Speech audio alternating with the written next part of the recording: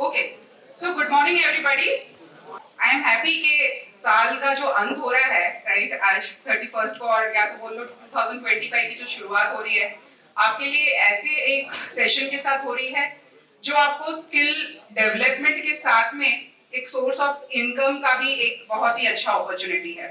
देखो जब भी हम कोई कोर्स करते हैं तो स्किल एनहांसमेंट बहुत इंपॉर्टेंट है, आपको पता है, तभी आप फिनिशिंग का कोर्स करते हो या फिर अभी जैसे बीएससी का कोर्स कर रहे हो, बहुत सारी चीजें कर रहे हो राइट। वैसे ही आज हमारे साथ एक गेस्ट हैं जो कि सीईओ है एक आईटी फर्म की जिसका नाम है डिजिटल दोस्त।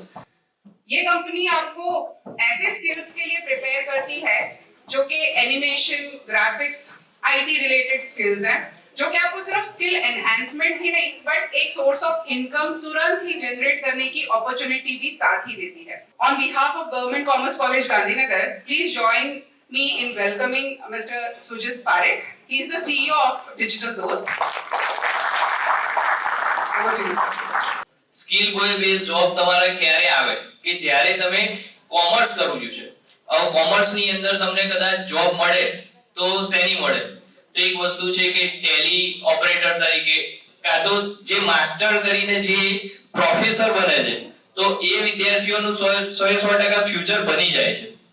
પણ જે વિદ્યાર્થીઓને પર્સન્ટેજ 50 થી 70% ની આસપાસ હોય છે, હવે જે વિદ્યાર્થીઓ ધારો કે એમકોમ નથી કરી શકતા અને એના પછી એ સારી જગ્યાએ પ્લેસમેન્ટ નથી કરી શકતા, ઘણા બધા વિદ્યાર્થીઓને અમે 2010 ની અંદર એક સોફ્ટવેર બનાવ્યું હતું, કોમ્પિટિટિવ એક્ઝામ્સ નું સોફ્ટવેર હતું, નોલેજ ગુરુ કરીને અમારી કંપની હતી અને ત્યારે પણ અમે 130 જેટલી કોલેજની અંદર આ સોફ્ટવેર અમે આપ્યા હતા।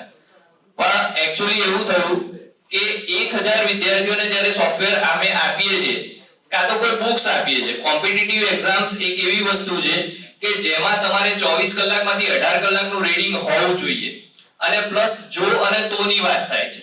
જો એક્ઝામ આવે અને સારી તૈયારી કરીએ તો કદાચ પરીક્ષામાં પાસ થઈએ તો તમને જોબ પ્લેસમેન્ટ મળે।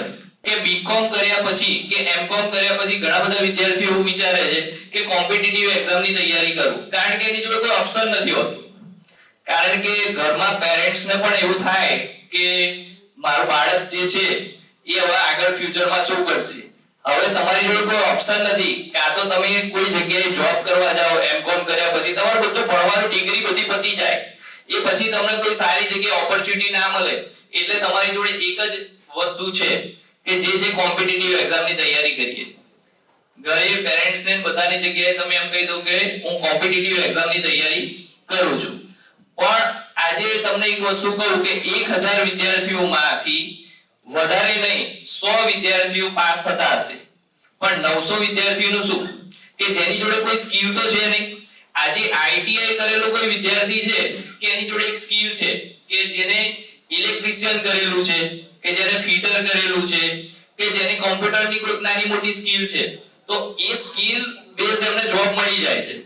તમારી સ્કિલમાં એક જ વસ્તુ થયું કે તમે ઘણા બધા પેરેન્ટ્સ એવા હશે કે જે પેરેન્ટ્સ જે ફિલ્ડમાં ભણે છે એ ફિલ્ડની જોબ કરતા નથી, એટલે તમે એવું વિચારો કે હું જે ફિલ્ડમાં ભણ્યો કે ભણી એ જ ફિલ્ડમાં મારે જોબ જોઈએ છે, તો એ ફિલ્ડમાં તમને 70% જોબ નથી મળતી, 30% મળી જાય છે એ જ ફિલ્ડમાં, પણ એના માટે પણ તૈયારી એવી જોઈએ।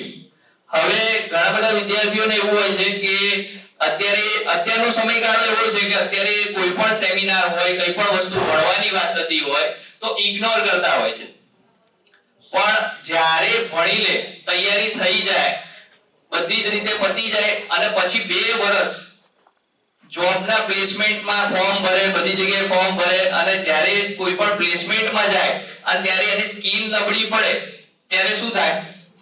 ત્યારે એક જ વસ્તુ થાય કે ત્યારે ભણી લીધું હોત તો વધારે સારું રહેત, કેમ કે હવે વધારે તૈયારી કરશે। અમારી જોડે ઘણા બધા વિદ્યાર્થીઓ છે, એ વિદ્યાર્થીઓ ક્યારે તૈયારી કરે છે? એ વિદ્યાર્થીઓને આવા સેમિનાર અમે આપીએ છીએ એ પછી તૈયારી નથી કરતા, આવા સેમિનાર પતી જાય, 2-3 વર્ષ થઈ જાય પછી અમને કોલ કરે છે કે સર અમને કોઈ પ્રકારની સ્કિલ શીખવી છે, એ સ્કિલ શીખીને અમારે જોબ કરવી છે તો કઈ રીતે કરી શકાય?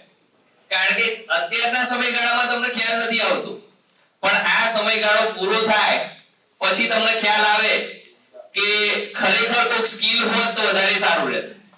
તો હું એવું એવું નથી કહેતો તમે જે ફિલ્ડમાં છો એ ફિલ્ડ ખોટી છે, પણ એ ફિલ્ડમાં તમે સારું ભણશો તો એ 100% સારું છે. સીએ સુધી જશો કાં તો તમે પ્રોફેસર બનશો તો 100% આ ફિલ્ડ ખરાબ નથી, અને કોઈ પણ ફિલ્ડ ખરાબ નથી હોતી, પણ ઓપ્શન જરૂરી છે.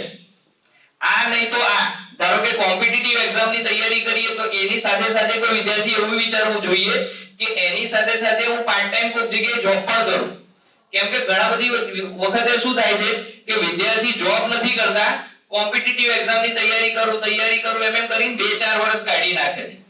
જ્યારે એ 2-4 વર્ષ નીકળી જાય છે અને પછી કોઈ જગ્યાએ જોબ પ્લેસમેન્ટ માટે જાય છે ને, તો એ વિદ્યાર્થી ટોટલી ફ્રસ્ટ્રેટ હોય છે.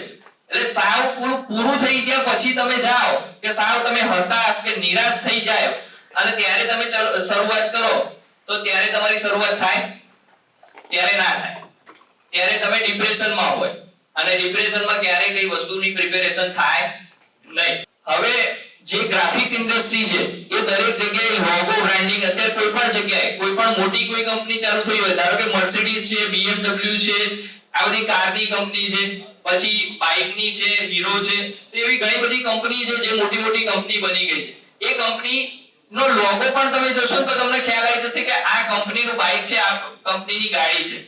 એટલે એક વસ્તુ છે કે દરેક જગ્યાએ લોગોની જરૂરિયાત સૌથી પહેલા પડે. એટલે કોઈ કંપની એવી હશે કે જેમાં ગ્રાફિક્સ ડિઝાઇનિંગ કે એમની વેબસાઇટ ડિઝાઇનિંગ ની જરૂરિયાત ના હોય. દુનિયામાં આજથી 5 વર્ષ પછી તો સાવ એવું નહીં હોય કે નાની કંપની હશે ને એની પણ એક વેબસાઇટ હશે, તો દરેક જગ્યાએ આ વસ્તુની જરૂરિયાત પડશે. એટલે તમારા માટે ગ્રોથ એવો છે કે દરેક જગ્યાએ તમને કામ મળી જશે. આજે એક વસ્તુ ઓપોર્ચ્યુનિટી જેટલી વધારે હોય એટલું તમારા માટે ફાયદામંદ ને. આજે 1000 વિદ્યાર્થી લેવાના હોય પણ 1500 વિદ્યાર્થીઓ લેવાના હોય તો શું કરશે ખબર છે? કંપની વાળા તમને તૈયાર કરશે.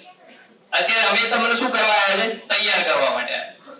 ઓકે, એના પછી છે ગ્રાફિક્સ ડિઝાઇનિંગ ની અંદર concept of branding or marketing material. Marketing material બનાવવું હોય તો એના માટે પણ ગ્રાફિક્સ ડિઝાઇનિંગ ની જરૂરિયાત પડે. કે માર્કેટિંગ મટીરીયલ કે જેમ કે બેગ છે, ટી-શર્ટ છે, કે આવી બધી જગ્યાએ જે બ્રાન્ડિંગ ની એડવર્ટાઇઝમેન્ટના જે બ્રાન્ડિંગ લોગો સાથે બનાવવાના હોય એની પણ જરૂરિયાત પડે. એના પછી છે વેબ ડિઝાઇનિંગ. વેબસાઇટ ડિઝાઇનિંગ કરવા માટે પણ ગ્રાફિક્સ ડિઝાઇનિંગ ની જરૂરિયાત પડે. કારણ કે કોઈ પણ જગ્યાએ તમે બ્લેન્ક વસ્તુ જોવો અને કલરફુલ જોવો, આસમાન જમીનનો ડિફરન્સ હશે. તમે કપડા પણ ચૂઝ કરતા હશો તો એના ગ્રાફિક્સ બહુ સારા છે એટલે લઈ લઈએ. તમને સિમ્પલ કલર ગમશે નહીં. Next UX UI designing. અત્યારે આનું માર્કેટની અંદર એટલું કામ છે કે 50 થી 60,000 રૂપિયા સેલરી મળે છે ખાલી UX UI designing. UX UI designing એટલે શું છે કે ધારો કે તમે કોલ ઉપાડો છો મોબાઈલની અંદર, તો નીચેની તરફ બટન હોય છે ને, એ બટન જો ઉપરની તરફ રાખવામાં આવે તો તમે ઉપાડશો નહીં? ઉપાડો. કોમ્પ્લિકેટેડ થઈ જશે. એ કોમ્પ્લિકેટેડ ના થઈ જાય એટલે તમારે વિચારવાનું હોય કે વ્યક્તિ કઈ નીચેની તરફ ક્લિક કરશે અને ડાયરેક્ટ કોલ ઉપાડશે. બીજી વસ્તુ, ફ્લિપકાર્ટ, એમેઝોન કે આવી બધી ઘણી બધી વેબસાઈટ છે, એ વેબસાઈટ ઉપરથી તમારે બાય નાઉ ઉપર ક્લિક કરો અને ડાયરેક્ટ કાર્ટ ઉપર જઈને ક્લિક કરો અને ડાયરેક્ટ પ્રોડક્ટ વેચાઈ જાય. તો એના માટે પણ મગજથી વિચારવું પડે કે વ્યક્તિ કઈ જગ્યાએ ક્લિક કરશે અને બાય કરશે. તો આ છે UX UI ડિઝાઇનિંગ. તો એમાં પણ તમને ખાસ એવું તમને પ્લેસમેન્ટ મળી શકે એમ છે. Next motion graphics designing. અત્યારે કોઈ પણ કંપનીનું પોતાનું બ્રાન્ડિંગ કરવું હોય, માર્કેટિંગ કરવું હોય, હવે આ બધા જે જગ્યા જે છે એની ઓપોર્ચ્યુનિટીઝ કઈ જગ્યાએ છે? તો ઓપોર્ચ્યુનિટીઝ છે ગ્રાફિક્સ ડિઝાઇનર તરીકે તમને કોઈ જગ્યાએ ઓપોર્ચ્યુનિટીઝ મળી શકે. પછી વેબ ડિઝાઇનર તરીકે, મોશન ગ્રાફિક્સ ડિઝાઇનિંગ તરીકે, UX UI ડિઝાઇનિંગ તરીકે, આર્ટ ડાયરેક્ટર તરીકે, બ્રાન્ડિંગ ડિઝાઇનિંગ તરીકે, ફ્રીલાન્સિંગ ડિઝાઇનર તરીકે, સોશિયલ મીડિયા ડિઝાઇનિંગ તરીકે અને પેકેજિંગ ડિઝાઇનિંગ તરીકે.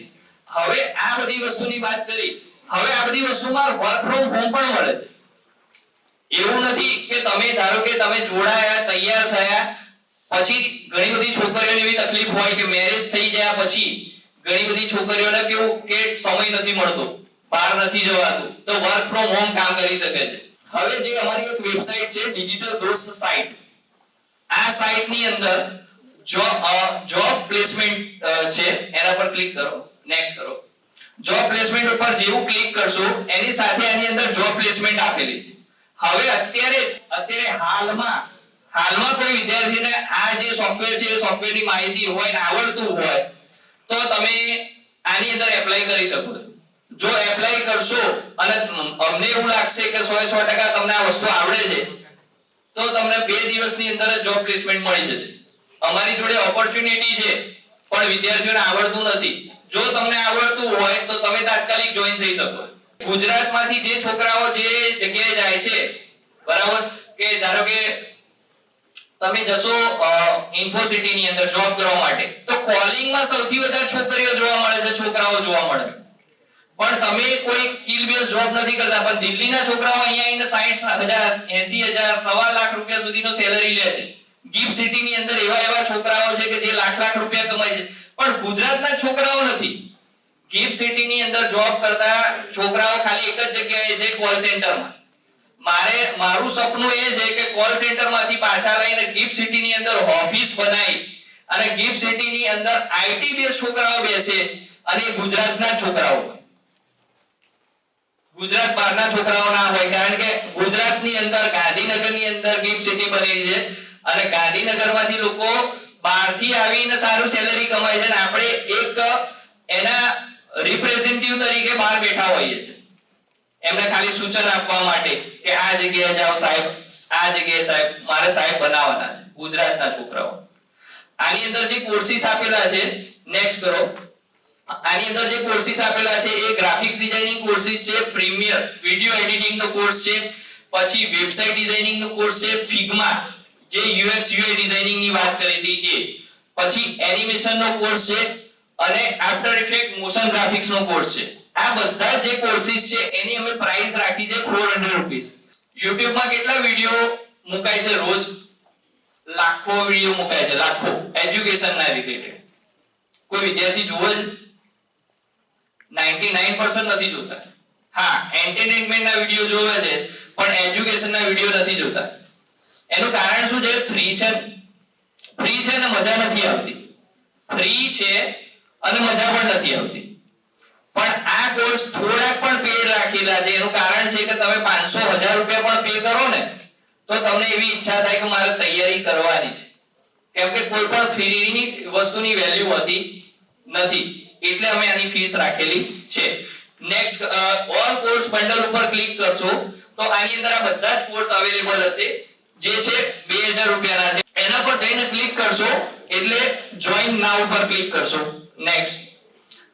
અને આની અંદર હું તમને એક કોડ આપું છું. કોડની અંદર તમે ટાઈપ કરશો કે ડિસ્કાઉન્ટ કોડ છે, ડિસ્કાઉન્ટ કોડમાં લખશો ડિજિટલ દોસ્ત જોબ. શું લખશો? લખવું હોય તો લખી કાઢો અત્યારે હાલમાં, ડિજિટલ દોસ્ત જોબ. આ વસ્તુ તમે ટાઈપ કરશો એટલે જે આ 2000 ફીસ છે એમાં ડિસ્કાઉન્ટ થઈને 1000 રૂપિયા જ થઈ જશે. 1000 રૂપિયામાં બધા જ તમે કોર્સ કરી શકશો. આ વસ્તુ લખશો એટલે તમને આ જે કોર્સિસ છે એ 1000 રૂપિયામાં થઈ જશે. નેક્સ્ટ. પછી આ ફોર્મ ફિલિંગ કરશો અને પછી નેક્સ્ટ કરશો. નેક્સ્ટ કરતા સાથે જ Google Pay, Paytm તમારી જોડે જે પણ હોય, ડેબિટ કાર્ડ, ક્રેડિટ કાર્ડ, જેના પરથી પેમેન્ટ કરવું હોય પેમેન્ટ તમે ડાયરેક્ટ QR કોડ થી તમે ડાયરેક્ટ પેમેન્ટ કરી શકશો. ડાયરેક્ટ QR કોડ કરશો એટલે તમારું પેમેન્ટ થઈ જશે. આજે એક વસ્તુ છે કે કંપનીમાં જાઓ તો કંપનીમાં અલગ પ્રકારનું કામ હોય, પણ કંપની જે કામ કરે જ છે, કરંટ કરે છે ને એમાંથી તમે અર્નિંગ કરો છો તો એના માટે લેન્ધી કોર્સની શું જરૂરિયાત છે? આજે 500 પેજની બુકની કે જરૂરિયાત છે જ્યારે 200 જ પેજમાંથી પૂછાવાનું છે?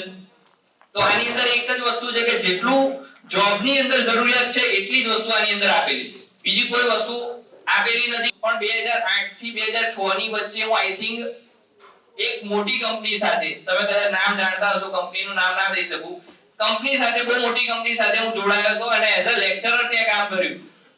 પણ એ કંપનીએ મને એક જ વસ્તુ કીધું કે સર તમે જે ચલાવો છો ને બહુ ફાસ્ટ ચલાવો છો. આપણો જે કોર્સ છે ને 2 લાખ રૂપિયાનો છે, તો 2 લાખ રૂપિયાનો કોર્સ 3 મહિના પૂરો ના થાય, મિનિમમ 1.5 વર્ષનો આપણો કોર્સ છે. તમે ફટાફટ ના લઈ જશો. એનો મતલબ શું છે? તમારી જોડે પૈસા લીધા છે એના જ કારણે એ વસ્તુ ડિલે કરે છે. એટલે તમારા પૈસા તમને એવું લાગે મેં જે ખર્ચ્યા છે બરાબર છે, મેં ત્યાં જોબમાંથી રિઝાઇન કરી દીધું એના જ કારણે. તો આની અંદર જે ઘણા બધા કોર્સિસ છે એ ફ્રીમાં પણ આપેલા છે. ડિજિટલ તમે તમારી YouTube ચેનલ ની અંદર પણ એક કોર્સ ફ્રીમાં આપેલો છે જે ગ્રાફિક્સ ડિઝાઇનિંગ નો છે, જે કોરલ નો કોર્સ છે. બરાબર, તો તમે ટાઈપ કરી નાખો ડિજિટલ દોસ્ત સાઇટ YouTube ઉપર. દરેક વિદ્યાર્થી આ ચેનલ ઉપર મેં પ્લેલિસ્ટ બનાવેલું છે. પ્લેલિસ્ટ ઉપર જશો, પ્લેલિસ્ટ ની અંદર આખો કોર્સ આપેલો છે ગ્રાફિક્સ ડિઝાઇનિંગ નો, જે ફ્રી ઓફ કોસ્ટ છે. પહેલા તો આ ચેનલ ને ઉપર જઈને એને સબસ્ક્રાઇબ કરી દેજો, જેથી નોટિફિકેશન તમારા પર આયા કરે. કઈ પણ નવી વસ્તુ હોય, એજ્યુકેશન ને સબસ્ક્રાઇબ કરો. તમારા માટે જરૂરિયાત એ છે, રીલ્સ કરવાની કોઈ મતલબ નથી થતો, એ તમારો ટાઈમ પાસ છે. ઓકે, આપણે અહીંયા આ સેમિનાર આપણે અહીંયા પૂરો કરી રહ્યા છે. Thank you, sir.